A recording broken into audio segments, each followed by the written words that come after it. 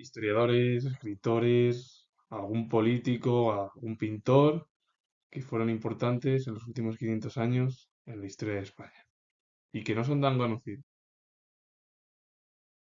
Historiadores y eh, escritores importantes en la Edad Moderna española. Diego de Colmenares fue historiador y escritor español. La obra es Historia de Segovia de 1667. Francisco de Jerez o Serez fue cronista y conquistador español. Fray Francisco de Jesús y María fue teólogo español. La obra es De Sensibus Scripturae Sacrae. Rodrigo Méndez Silva fue historiador y genealogista español de origen portugués. Fue cronista real y ministro del Consejo Superior de Castilla hasta 1659. Y la obra es Catálogo Real y Genealógico de España, Ascendencias y Descendencias de nuestros católicos príncipes y monarcas superiores. Figuras importantes en el ámbito de la historia, porque la gran mayoría fueron historiadores y escritores, y también en el ámbito religioso, que era lo que predominaba en la cultura española y no solo en España, la cultura europea en la Edad Moderna. La religión tuvo un peso muy importante en el periodo moderno. Es verdad que ya con el periodo ilustrado, la ilustración, la situación comenzó a cambiar y las instituciones eclesiásticas perdieron gran poder, aunque todavía lo tenían en algunos países europeos.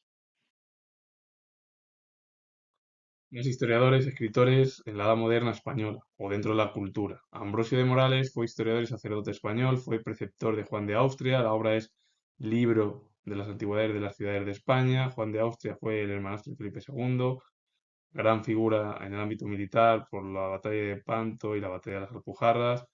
El propio Juan de Austria. Josep Péciller de Usau, Salas y Tobar fue escritor, poeta, historiador, filólogo español. La obra es Discurso del origen de la pintura y sus excelencias.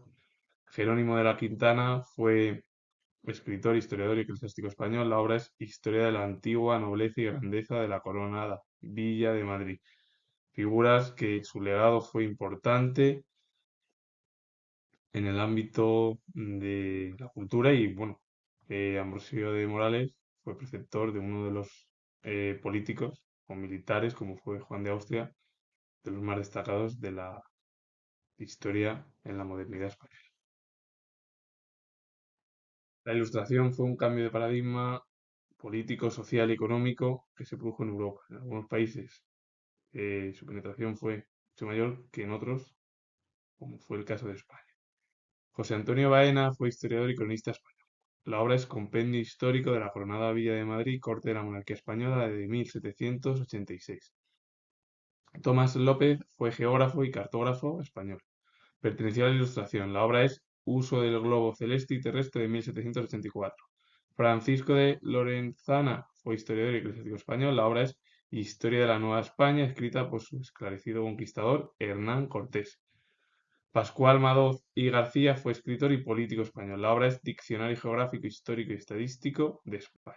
Figuras importantísimas en el siglo XVIII y en el comienzo de la Edad Contemporánea en la historia y en la cultura española. Antonio Pons fue escritor, historiador y pintor español. En su época se le conoció como el Abad Pons. La obra es Viaje de España y Antonio Pons destacó en el mundo de las ciencias sociales como en el arte, siendo pintor del periodo ilustrado en España. Dos figuras en el ámbito de las ciencias sociales. Joan Coromines fue filólogo y romanista español. La obra es Diccionario Crítico Etimológico de la Lengua Castellana de 1954 a 1957 y se publicó en 4 volúmenes.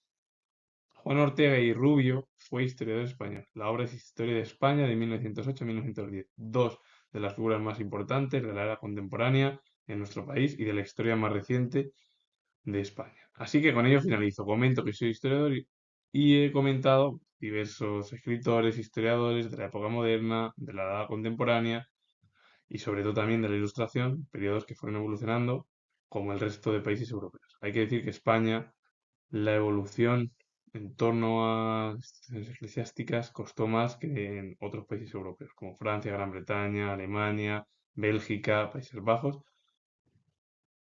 o incluso Gran Bretaña también, que lo he nombrado, que es la principal potencia y donde nació capitalismo y comenzó además los periodos revolucionarios mucho antes que en el resto de Europa y América.